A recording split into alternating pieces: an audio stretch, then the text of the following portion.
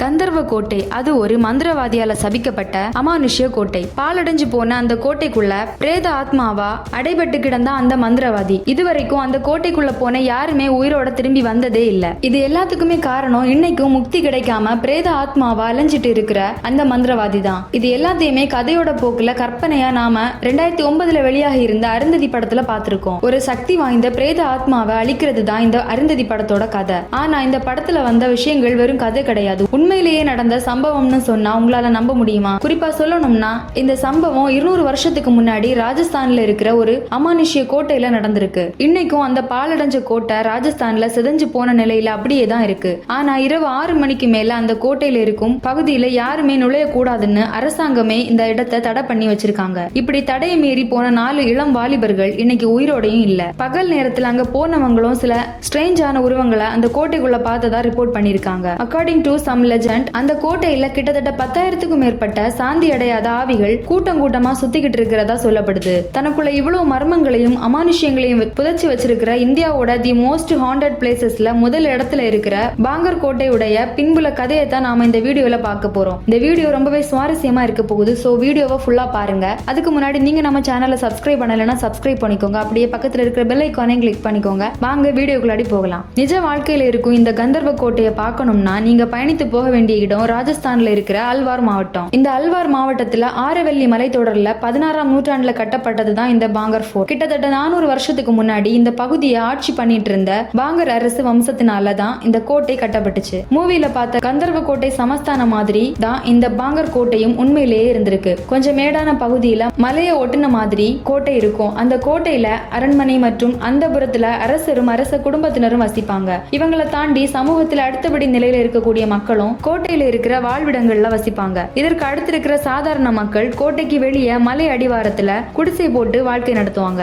இதுதான் Bhangar சமஸ்தானத்தோட geographical life ஸ்டைலா இருந்துச்சு. பாங்கர் சமஸ்தானம் எந்த பிரச்சனையும் இல்லாம அப்படியே 200 வருஷங்கள் செயல்பட்டு இருக்கு. இதுக்கு அப்புறமா 1800ல தான் இந்த மொத்த கோட்டையும் அதோட டார்க்கஸ்ட் பீரியடுக்குள்ளாடி போகுது. அமானுஷ்யங்கள் இந்த கோட்டையை சூழ ஆரம்பிக்குது. அதுக்கு மிக முக்கியமான காரணம் பாங்கர் வம்சத்துல வந்த இளவரசி ரத்னாவதி. இந்த இளவரசி ரத்னாவதி பெண்களை பொறாமை கொள்ளும் பேரழகி. வர்ணிக்க வார்த்தைகளே பத்தாது. அவ்வளவு அழகான ஒரு இளவரசி தான் ரத்னாவதி. எப்பவுமே அழகு இருக்கிற இடத்துல தான் ஆபத்தும் இருக்கும். இந்த இளவரசியுடைய அழகிய பக்கத்துக்கு பின்னாடி ஒரு அமானுஷ்ய பக்கமும் இருந்துச்சு. இந்த இளவரசியை எந்த ஆண்களாலையும் அவ்வளவு சீக்கிரமா நெருங்கிட முடியாது. சொல்ல போனால் இந்த இளவரசியை வெளியாட்கள் யாருமே பார்த்ததும் கிடையாது. பணிப்பெண்கள் மூலமா இந்த இளவரசியுடைய அழகு குறித்து வெளியாட்களுக்கு தெரிந்து நாடெங்கும் இந்த செய்தி பரவுது. எப்படியாவது இந்த ரத்னாவதியை தனக்கு சொந்தமாகிக்கணும்னு எத்தனையோ நாட்டு இளவரசர்கள் பாங்கர் கோட்டைக்கு வெளியே பிச்சைக்காரர்கள் மாதிரி வந்து நின்றுருக்காங்க. ஆனா ரத்னாவதி அவங்களை எல்லாரையும் ஒரு பொருட்டாவே மதிக்கல. காரணம் ரத்னாவதியுடைய இலக்கு திருமணத்துல இல்ல. அதையும் தாண்டி ஒரு மிகப்பெரிய தேடல்ல ரத்னாவதி இருந்தாங்க. உலகம் போற்றும் தன்னுடைய அழகை இழந்துடாம எப்பவுமே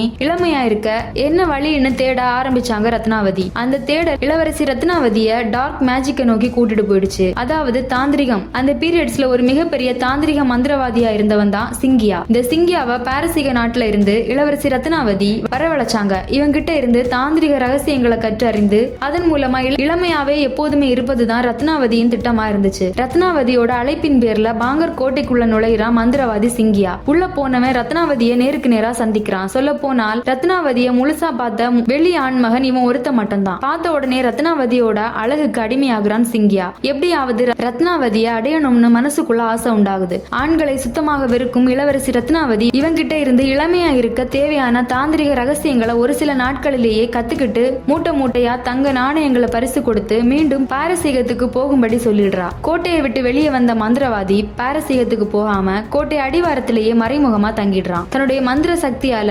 இளவரசியை வசியப்படுத்தி தன் மடியில வந்து விழ வைக்க ஒரு வசிய மைய உருவாக்கி இளவரசியுடைய பணிப்பெண் கிட்ட நிறைய பொற்காசுகளை கொடுத்து எப்படியாவது இந்த மைய இளவரசியுடைய தலைமுடியில தடவ சொல்றான். அந்த பெண்ணும் இளவரசி அந்த புறத்துல குளிச்சிட்டு இருக்கும் போது தலைமுடிக்கு சாம்பிராணி போடுற மாதிரி போய் தன் கையில இருக்கிற மைய எடுக்கிறா. அந்த தருணம் பார்த்து எதிர்பாராத விதமா பணிப்பெண் கையில இருந்த மைய ரத்னாவதி பாக்குறாங்க. என்னமோ தவறு நடக்க போகுதுன்னு உணர்ந்த இளவரசி அந்த வசிய மைய தட்டி விட்டுட்டு பணிப்பெண்ணை மிரட்டி விசாரிக்கிறாங்க. அப்பதான் நடந்த உண்மைகளை ஒன்னு ஒன்னா சொல்றான் அந்த பணிப்பெண். இதுதான் விஷயம்னு உணர்ந்த ரத்னாவதி அந்த பணிப்பெண்ணையே அனுப்பி சிங்கியாவை கூட்டிட்டு வரதுக்கு சொல்றா. அந்த மந்திரவாதியும் இளவரசி வசியப்பட்டுட்டான்னு நினைச்சு ஆசை ஆசையா அரண்மனைக்குள்ள வர்றான். ஆனா உள்ள வந்த பிறகுதான் தெரியுது இது ரத்னாவதி அவனுக்காக விரிச்சு வச்சிருந்த வலைன்னு. கடும் கோபத்துல இருந்த ரத்னாவதி நீண்ட வாளை உருவி ஒரே வீச்சுல மந்திரவாதியுடைய தலையை வெட்ட அடுத்த கணமே மந்திரவாதியுடைய தலை உடலை விட்டு பிரிஞ்சு கீழே போய் விழுது. இதுக்கப்புறமா தான் இந்த கதையில இதை விட பயங்கரமான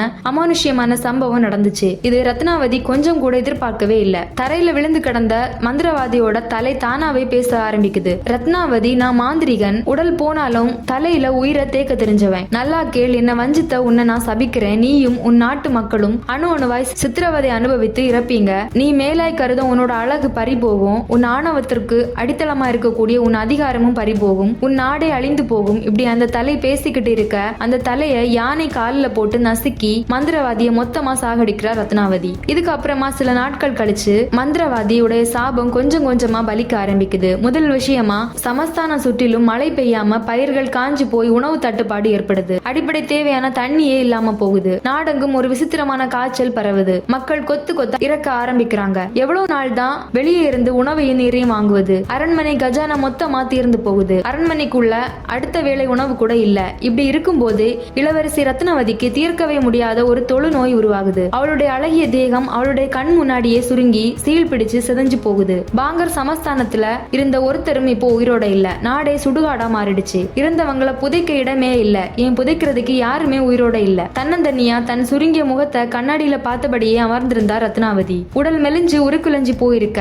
ரத்னாவதி அப்படியே கீழே சரிஞ்சு விழுந்து இறந்து போறா. ஆனா மந்திரவாதியுடைய சாபம் அப்படியே தான் இருந்துச்சு. அங்க இறந்து போன ஆன்மாக்கள் எதற்கும் சாந்தி கிடைக்கவே இல்ல. இன்னைக்கும் அந்த சபிக்கப்பட்ட பாங்கர் கோட்டையில ஆயிரக்கணக்கான ஆவிகள் சுத்தி திரிஞ்சுக்கிட்டு இருக்கு. இவ்வளவு நேரம் நாம பார்த்த ராணி ரத்னாவதியோட கதை இந்த பயங்கரமான கோட்டையை சுத்தி இருக்கிற கிராமவாசிகள் மூலமா தான் வெளி உலகத்திற்கு தெரிய வந்துச்சு. இது ஒரு ஆதாரமற்ற கதை தான். ஆனா இந்த கதையை நம்பும் விதமா அமானுஷ்யமான விஷயங்கள் இந்த பாங்கர் கோட்டையில இன்னைக்கும் நடந்துகிட்டு இருக்கு. இந்த பாங்கர் கோட்டையை விசிட் பண்ண எல்லாருமே சில காமனான பாராநார்மல் ஆக்டிவிட்டிஸை எக்ஸ்பீரியன்ஸ் பண்ணிருக்காங்க. அவங்க எல்லாருமே காமனா சொன்ன சில விஷயங்கள் இந்த சைட்டுக்குள்ள நுழைஞ்ச உடனேயே அதிகப்படியான நெகட்டிவ் ஃபீலிங்ஸ்னால அவங்க மனது சூழ ஆரம்பிக்குது. அங்கே விசித்திரமான சத்தங்களும் அவங்க கேட்டிருக்காங்க. அது மட்டும் இல்லாம சிதைஞ்சு போன கோட்டையில இருள் சூழ்ந்த பகுதியில ராஜ அலங்காரத்துல ஒரு பெண் உருவம் அப்பப்ப கிராஸ் ஆகுறத அவங்க பார்த்ததா சொல்லியிருக்காங்க. இது எல்லாமே இளவரசி ரத்னாவதி கதையோட ஒத்து போற விஷயங்கள். இந்த மாதிரி ஸ்ட்ரேஞ்சான விஷயங்கள் நிறையவே நடக்கிறதுனால 6 மணிக்கு மேல இங்க யாருமே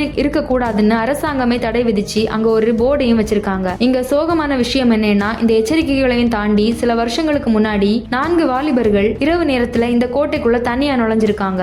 இன்னைக்கு அந்த 4 பேர்ல யாருமே உயிரோட இல்ல. ஒருத்தர் அந்த ஸ்பாட்லயே இறந்திருக்காரு. அவரை காப்பாற்ற ஹாஸ்பிட்டலுக்கு தூக்கிட்டு போன மத்த 3 பேரும் வழியில ஏற்பட்ட ஆக்சிடென்ட்னால இறந்திருக்காங்க. இப்படி கடந்த கால கதைகளாலும் நிகழ்கால உண்மை அமானுஷ்ய சம்பவங்களாலையும் இந்த பாங்கர் கோட்டை இந்தியாவோட தி மோஸ்ட் ஹாண்டட் பிளேஸ்ல ஃபர்ஸ்ட் இடத்துல இருக்கு. யோசிச்சு பாருங்க, 6 மணிக்கு மேல யாருமே போகாதீங்கன்னு அரசாங்கமே போர்டு வைக்குதுன்னா கண்டிப்பா இதுக்குள்ளாடி பல உண்மைகள் அடங்கி இருக்கணும். பேய், ஆவி இது எல்லாத்தையும் நம்புறவங்க இளவரசி ரத்னாவதியுடைய கதையும் முழுசா நம்புறாங்க. கிராமவாசிகளுடைய நம்பிக்கையும் இதுதான். ஆனா அறிவியல் ரீதியா இங்க அணுகிறவங்க வேற சில விஷயங்கள் சொல்றாங்க. ஒரு இடத்துல பேய் இருக்குன்னு கேள்விப்பட்டு போனாலே ஒரு மெல்லிய பயம் மனித மனதுல ஏற்படுவது இயல்புதான். மேலும் இன்னைக்கு இந்த மொத்த கோட்டையும் விலங்குகளுடைய சாம்ராஜ்யமா மாறி போயிடுச்சு. அந்த விலங்குகள் ஏற்படுத்துற வித்தியாசமான ஒலிகள் தான் இங்க வரக்கூடிய பார்வையாளர்கள் கிட்ட சைக்காலஜிக்கல் இம்பாக்ட் ஏற்படுத்தி பாதிக்குதுன்னு சொல்றாங்க. எது எப்படி இருந்தாலும் பாங்கர் கோட்டை நெடுங்காலமா மக்கள் பார்த்து பயப்படக்கூடிய ஒரு கோட்டையா தான் இருந்துட்டு வருது. இதுதாங்க நிஜ வாழ்வின் கந்தர்வ கோட்டை. இந்த வீடியோ உங்களுக்கு பிடிச்சிருந்தா லைக் பண்ணுங்க, ஷேர் பண்ணுங்க. அப்படியே நம்ம நியூஸ் தமிழ் ஆன்லைன் சேனலையும் சப்ஸ்கிரைப் பண்ணிக்கோங்க. தேங்க்ஸ் ஃபார் வாட்சிங்.